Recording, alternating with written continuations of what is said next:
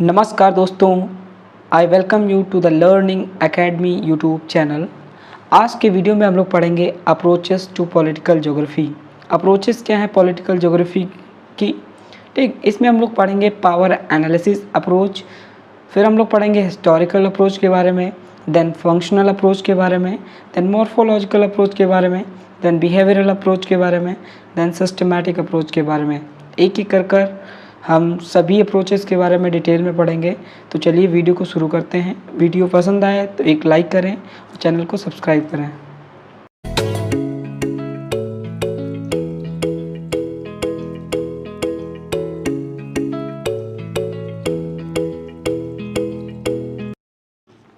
So the first approach is power analysis approach. It is commonly used by the non-geographers, some of who like to define geography as one of the several power resource of in relations. जो हमारी power analysis approach है ये basically हमारी non geographers के द्वारा use की जाती है। वो डिफ़ाइन करते हैं कि ज्योग्राफी जो हमारा है वो कई रिसोर्सेस के जैसे है जो कि हमारे किसी भी नेशन पावर को डिफ़ाइन करने के लिए यूज़ किए जाते हैं। जैसे कि हमारी जो नेशन की पावर है वो 5 कंपोनेंट के द्वारा दिखाई जा सकती है कि हमारा जो नेशन है या स्टेट है या फिर कंट्री है वो पावरफुल है कि नहीं है। कौन कौन से फैक्टर्स होंगे जो डिफ़ाइन करेंगे कि कोई हमारा जो नेशन है वो वेल डेवलप्ड है, पावरफुल है। तो उसके कंपोनेंट इस प्रकार हैं, जैसे कि हमारा ज्योग्राफी हो गया, इकोनॉमिक हो गया, पॉलिटिकल हो गया, सोशियोलॉजिकल हो गया, मिलिट्री हो गया। इन 5 कंपोनेंट में जो भी नेशन रिच होगा वो फाइनली डेवलप्ड नेशन होगा। ठीक, सो ये पावर एनालिसिस अप्रोच बेसिकली हमारी नॉन ज्योग्राफर्स के द्वारा यूज़ की जाती है। इसमें जो हमारा ज्योग्राफिक एलिमेंट इंक्लूड है, जैसे कि हमारा लोकेशन हो गया, साइज़ हो गया, शेप हो गया, एरिया हो गया। ठीक, degree to which land is arable और बैरन, मतलब वहाँ पे फर्टिलिटी है कि नहीं है, वहाँ पे क्लाइमेट का कैसा इफेक्ट पड़ रहा है, and the reservoir of natural resources which the land is endowed, और हमारे लैंड में किस प्रकार के नेचुरल रिसोर्सेज पाए जा रहे हैं कि नहीं पाए जा रहे हैं, इसकी भी अंडरस्टैंडिंग इंक्लूडेड है इसमें। This is however represent a limited geographical approach, या जो चीज़ें हैं ये एक हमारी जो ज्योग्राफी है उसकी लिमिटेड अप्रोच को ही दर्शाते हैं। For geographers do not isolate geography as a determinant of national power. जो हमारे ज्योग्राफर्स हैं उनका मानना है कि हम ज्योग्राफी को आइसोलेट नहीं कर सकते हैं नेशनल पावर को एक्सप्लेन करने में। ठीक, ये हमारे ज्योग्राफर्स का मानना है। A fully geographic approach would be make an inventory of the pertinent categories and relate this inventory to the political significant phenomena। वो कहते हैं हमें अलग अलग कैटेगरीज की चीज़ों को ढूंढना होगा, ऐसी अप्रोचेस को ढूंढना होगा जिससे हम पॉलिटिकली कनेक्ट कर पाएँ। ठीक, जो पॉलिटिकल फिनोमेना हो रहे हैं उससे कनेक्ट कर पाएँ। ठीक, हम सीधा सीधा इन फैक्टर्स को किसी भी नेशन की पावर जानने के लिए इस अप्रोच को नहीं लगा सकते हैं। ठीक, सो जो हमारे ज्योग्राफर्स हैं उनका मानना है कि जो ये हमारी पावर एनालिसिस अप्रोच है ये लिमिटेड है। जो हमारी फुल्ली ज्योग्राफिक अप्रोच है उसमें हमें अलग अलग जो कैटेगरीज हैं उनकी अप्रोचेस को इन्वेंट करना पड़ेगा और उसको हम कैसे पॉलिटिकली सिग्निफिकेंट फिनोमेना के साथ कनेक्ट कर सकते हैं, रिलेट कर सकते हैं, ऐसी अप्रोच को अपनाना होगा। ठीक, अब अगर हमारी ये जो अप्रोचेस हैं ये लिमिटेड हैं, सो हमें कौन कौन सी अप्रोचेस अपनानी पड़ेंगी ताकि हम जो पॉलिटिकल फिनोमेना है उससे लिंक अप कर पाएँ, तो जानते हैं। तो हमारी कौन कौन सी कैटेगरी हैं? पहली जो कैटेगरी उन्होंने बताई है, सो जो ज्योग्राफर्स का मानना है वो फिजिकल इन्वायरमेंट है। हमें यह देखना पड़ेगा कि जो हमारा नेशन है उसका फिजिकल इन्वायरमेंट कैसा है, मतलब कि वहाँ पे लैंड फॉर्म कैसा है, क्लाइमेट कैसा है, सॉइल्स कैसी है, वेजिटेशन कैसा है, वाटर बॉडीज़ कैसे हैं। ठीक, दूसरा जो हमारा फैक्टर है वो मूवमेंट, मतलब the direction flow of the transportation and communication of the goods, मतलब ट्रांसपोर्टेशन फैसिलिटी कैसी है उससे हम लोग जान सकेंगे कि नेशंस डेवलपमेंट कितना है। मैन एंड आइडियाज़, वहाँ पे आइडियाज़ कैसे हैं। तीसरा जो हमारा कैटेगरी है वो है raw materials, semi finished and finished goods, employed and potential in both times and space term। ठीक, चौथा जो हमारा कैटेगरी है वो पॉपुलेशन है in its various characteristics, particularly quantitative and ideological. पांचवा जो कैटेगरी है the body politics, its various administrative forms, ideals and goods in the aerial expression as a country, nation, international bloc framework. So ये basically अलग अलग categories बताई गई हैं geographers के द्वारा. All of these 5 categories are all viewed from within spatial framework. जो ये हमारी कैटेगरीज बताई गई हैं ये एक स्पेशियल फ्रेमवर्क के तहत रहकर इनकी स्टडी की जाती है. Geographers also work space as 6 and direct category. In this sense, the location, shape and boundaries of political entities analyzed as well as impact of the space on the internal character and external relations on such political entity. मतलब कि जो हमारे जो अलग अलग factors हैं जो कि हमारे डिटरमाइन करते हैं कि जो स्टेट के अंदर, नेशन के अंदर जो पॉलिटिकल एक्टिविटी चल रही है उस पे कैसा इम्पैक्ट पड़ रहा है और एक्सटर्नली भी जो पॉलिटिकल एक्टिविटीज़ हैं उन पे कैसा इम्पैक्ट पड़ रहा है. ठीक, सो ये हमारा बेसिकली था पावर एनालिसिस अप्रोच, जिसमें हमारे जो नॉन जोग्राफर्स थे उनका मानना था कि ज्योग्राफी जो हमारा है उसकी स्टडी करना एक वन ऑफ द रिसोर्सेस है, जैसे कि हमारा ज्योग्राफिक हो गया, इकोनॉमिक हो गया, पॉलिटिकल, सोशियोलॉजिकल, मिलिट्री. लेकिन जो हमारे ज्योग्राफर्स हैं उनका मानना था कि इसके कुछ लिमिटेशंस हैं. ठीक, हमें अलग अलग कैटेगरीज को इन्वेंट करना पड़ेगा ताकि हम उसको लिंक कर पाएँ पॉलिटिकली सिग्निफिकेंट फिनोमेना से. ठीक, सेकेंड अप्रोच इज़ बेसिकली हमारी हिस्टोरिकल अप्रोच है. It is generally adopted in the studies which describe the evolution of a political और a social unit through a time. इसमें हम बेसिकली डिस्कस करते हैं कि जो हमारा राजनीतिक है या सामाजिक इकाई है, सोशल या पॉलिटिकल एंटाइटी है, उसका डेवलपमेंट कैसे हुआ, टाइम टू टाइम उसमें क्या चेंजेस आए हैं, कैसे वो स्टेप बाय स्टेप डेवलप होता गया है या उसमें सुधार हुआ है या विकास हुआ है, उसके बारे में जब हम स्टडी करते हैं उसमें हम हिस्टोरिकल अप्रोच को अपनाते हैं. Historical political geography has its focus on the past. ठीक, जो हिस्टोरिकल पॉलिटिकल ज्योग्राफी है उसका फोकस बेसिकली हमारे पास्ट पे होता है कि हमारे पास्ट में कौन कौन से एक्शंस हुए हैं जिसने हमारे टुडे आज के पॉलिटिकल सिस्टम को फ्रेम किया है. ठीक, both for the sake of understanding the past better and for analyzing the current problems. मतलब कि हमारा जो पास्ट है उसको अच्छे से समझने के लिए और जो हमारी करंट की प्रॉब्लम्स हैं उनको एनालाइज करने के लिए और उसके सॉल्यूशंस ढूंढने के लिए. People will not look forward to posterity who never looks backward to their ancestors. ई बर्ग, ये हमारे जो वर्ड थे ई बर्ग के थे. उसके आगे हम लोग देखते हैं क्या है. While much that can now exist can only be understood in terms of what existed in the past. ठीक, आज की जो चीज़ें मौजूद हैं उन्हें हम जो पुरानी चीज़ें मौजूद थी, पास्ट में जो चीज़ें थी उनके संदर्भ में ही समझ सकते हैं कि पास्ट में क्या हुआ था, उसका इम्पैक्ट प्रेजेंट पे क्या है, जो चीज़ें हैं वो ऐसी क्यों हैं, पहले क्या हुआ था कि आज की चीज़ें ऐसी हैं, उसके बारे में समझते हैं. ठीक, most studies in the historical political geography have their greatest value in explaining the past. जो ज़्यादातर स्टडीज़ की जाती हैं हिस्टोरिकल पॉलिटिकल ज्योग्राफी में वो बेसिकली रिले करती हैं हमारे पास्ट के एक्शंस पे, पास्ट में जो चीज़ें हुई हैं उनको एक्सप्लेन करने में ज़्यादा फोकस करती हैं. To rely upon them as a guides to projecting political roles and activities of the state today can prove fruitful and even misleading.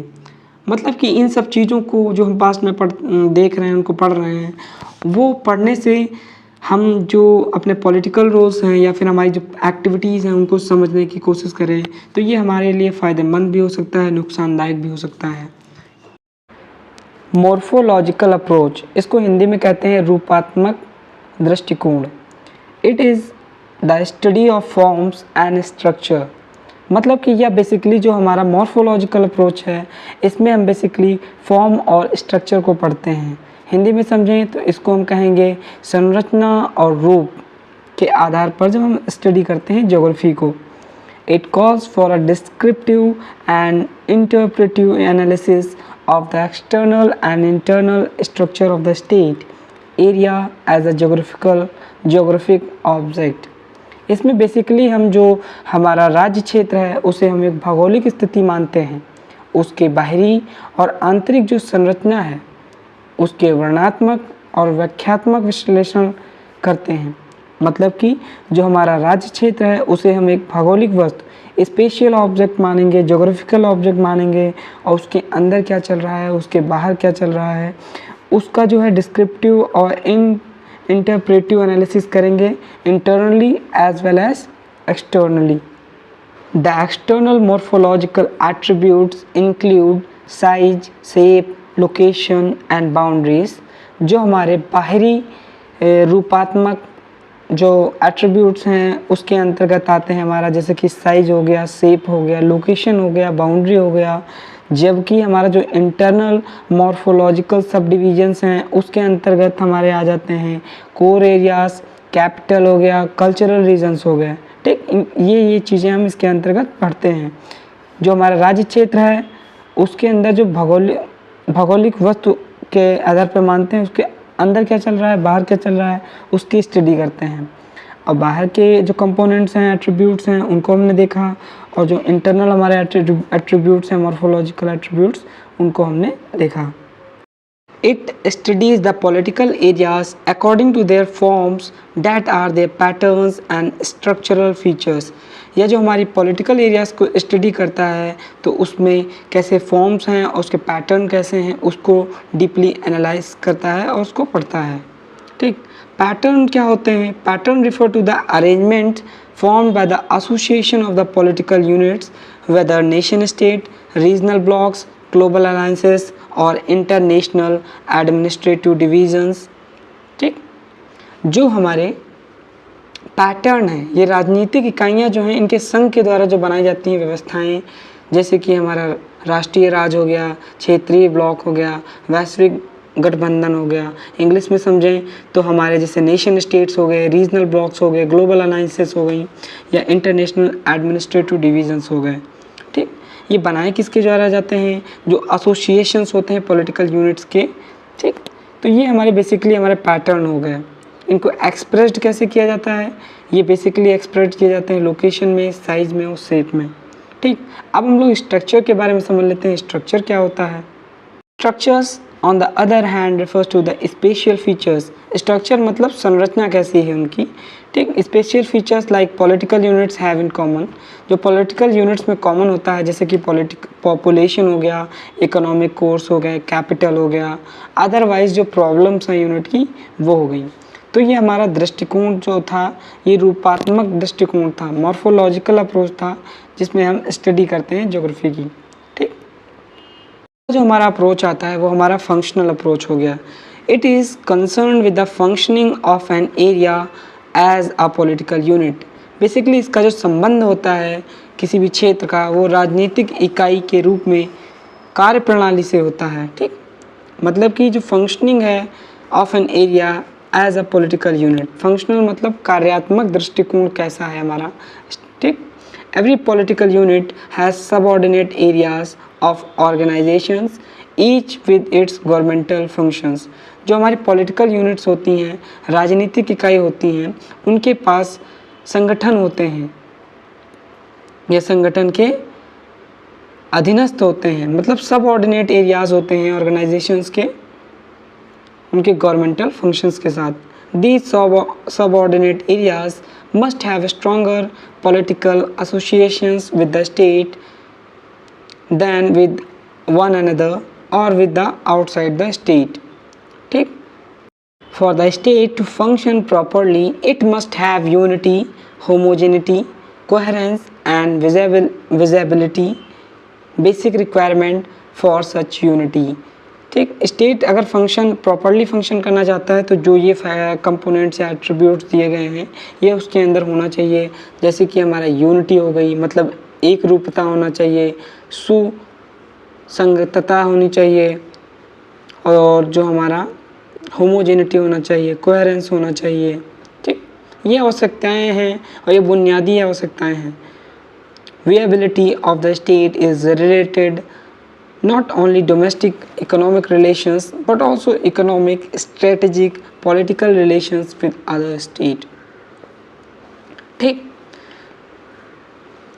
राज्य की जो व्यवहार करने के तरीके हैं वो घरेलू पे ही सीमित नहीं हैं, आर्थिक संबंधों से संबंधित ही नहीं है, बल्कि जो राज्य हैं उनके दूसरे राज्य हैं उनके साथ भी इनका आर्थिक, राजनीतिक या राजनीतिक संबंध हैं अच्छे होने चाहिए। मतलब जो स्टेट्स हैं उनके खुद के जो रिलेशंस हैं अदर स्टेट से वो अच्छे होने चाहिए। ये हमारा बेसिकली कार्यात्मक दृष्टिकोण है। तो इसमें बेसिकली हम यही देखेंगे जो स्टेट है वो फंक्शन कैसे कर रहा है, क्या वो अपने को लेकर ही ज़्यादा कार्यरत है या फिर उसके जो रिश्ते हैं दूसरे राज्यों के साथ किसी भी एक नेशन में। जैसे कि हम फॉर एग्जांपल ले लें यूएसए हो गया। One of the function of the state is to keep freedom of the passage across the inter state lines. ठीक, another example of the functional approach can be drawn from states external economic relations. जो हमारे state है उसके economic relations कैसे हैं दूसरे states के साथ, ये भी डिपेंड करता है। The function of the state is to create और to maintain economic viability for its citizens. ठीक,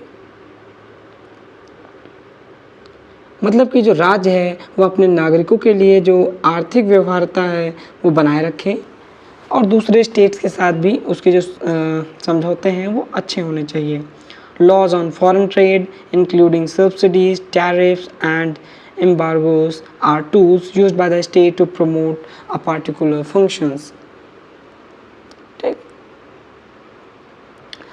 हिंदी में अगर इसको समझना चाहें तो हमारा जो विदेशी व्यापार पर कानून बनाना हो गया, सब्सिडी हो गया, टैरिफ हो गया या कोई प्रतिबंध लागू करना है, राज्य द्वारा विशेष कार्य को बढ़ावा देने के लिए उपयोग करने के उपकरण हो सकते हैं। ठीक, तो ये हमारी फंक्शनल अप्रोच थी, मतलब हमारा कार्यात्मक दृष्टिकोण था। ठीक, अब आगे हम न्यू अप्रोच पढ़ेंगे। अब हम पढ़ेंगे बिहेवियरल अप्रोच के बारे में कि हम कैसा बिहेव करते हैं। Behave refers to the sequence of interrelated biological and mental operations by which an organism respond to a stimuli। जैसा कि आप लोगों ने देखा होगा, आप अगर अपना गर्म हाथ चाय के बर्तन पे या गर्म लोहे पे रख देंगे तो आप झट से हटा लेंगे। वैसे ही हम अगर पॉलिटिकल डिसीजंस जो हैं तो वो एटीट्यूड पे डिपेंड करते हैं। जो हमारे डिसीज़न मेकर हैं, पॉलिटिकल डिसीज़न मेकर हैं, उनके एटीट्यूड पर डिपेंड करेगा। ठीक, उनके परसेप्शन पे डिपेंड करेगा कि उनका परसेप्शन कैसा है किसी फॉरेन कंट्री के साथ, वैसे ही वो फॉरेन पॉलिसीज़ को अपनाएंगे। ठीक, तो अब हम कुछ पॉइंट्स को देखेंगे जो हमारे परसेप्शन और एटीट्यूड जो है हमारे फॉरेन कंट्रीज़ की तरफ किस प्रकार हमारे फॉरेन पॉलिसीज़ को अफेक्ट करता है उसको हम देखेंगे। इंडिविजुअल बिहेवियर जैसे हो गया हमारा, मतलब कि वन मैन कैसा बिहेव कर रहा है वो इंडिविजुअल बिहेवियर हो गया। उसके बाद आ गया हमारा एग्रीगेट बिहेवियर, समग्र व्यवहार कैसा है। इसमें क्या होता है, include such type as mass group, institutional and international behaviour. इसके अंतर्गत हम लोग मास ग्रुप, ठीक, जैसे जन समूह हो गया, और इंस्टीट्यूशनल मतलब संस्थाओं का क्या रिएक्शन है, क्या बिहेवियर है, और इंटरनेशनल बिहेवियर अंतर्राष्ट्रीय व्यवहार कैसा है, ये शामिल हैं एग्रीगेट बिहेवियर समग्र व्यवहार में। इसके बाद हमारा आ जाता है स्पेशियल बिहेवियर। ठीक, स्पेशियल बिहेवियर स्थानिक व्यवहार कैसा है, indicate where the various attribute of space center into behavioral as a silent and independent variable। आंतरिक की जो विभिन्न विशेषताएं व्यवहार को यहाँ पे केंद्रित कर रही हैं। ठीक, the perception and attitude towards foreign countries among political decision makers may affect foreign policy. जैसा कि हम लोगों ने अभी डिस्कस किया था ऊपर, हमारा एटीट्यूड और परसेप्शन है किसी भी कंट्री को लेकर के, वो हमारे फॉरेन पॉलिसी या जो डिसीजन मेकिंग कैपेबिलिटी है उसमें इम्पैक्ट ज़रूर करेगा कि हम कैसा सोचते हैं किसी भी कंट्री के बारे में। मान लीजिए एग्जांपल के तौर पे हम मान लें पाकिस्तान। पाकिस्तान के प्रति हमारे जो फॉरेन पॉलिसीज़ हैं, फॉरेन डिसीजंस हैं, ठीक, जो हमारे डिसीजन मेकर हैं, पॉलिटिशियंस हैं, वो कैसे रुख अपनाएंगे, सख्त रुख अपनाएंगे, क्योंकि हमारे जो रिलेशंस हैं वो अच्छे नहीं हैं। अब हम पढ़ेंगे टेरिटोरियल बिहेवियर कैसा है, ठीक, मतलब प्रादेशिक व्यवहार कैसा है। The prosperity to possess, occupy and defend a particular portion of areas refer to the spatial pattern of behavior in which each occurrence can be located by geographical coordinates and resulting the pattern to be analyzed। जो हमारा प्रादेशिक व्यवहार है, किसी विशेष भाग पर कब्जा करने के लिए या कब्जा करने और उसकी रक्षा करने की प्रवृत्ति क्षेत्र व्यवहार या स्थानिक पैटर्न को संदर्भित हो सकता है हमारा, जिसके प्रत्येक घटना, वहाँ पे कोई घटना हो रही है, भौगोलिक निर्देशांक द्वारा स्थित किया जाता है, ठीक। तो ये हमारे कुछ टॉपिक्स थे जो हमारे बिहेवियरल अप्रोच में आते हैं कि हम कैसा बिहेव कर रहे हैं, कैसा पॉलिटिकल डिसीजंस टेक कर रहे हैं किसी भी सर्टेन कंडीशन या सिचुएशन में। वो भी हमारी एक अप्रोच हो सकती है कि हम इस अप्रोच में भी अपनी पॉलिटिकल ज्योग्राफी को स्टडी करें कि कैसी भी सिचुएशंस में हमारे पॉलिटिकल डिसीजंस कैसे अफेक्ट होते हैं।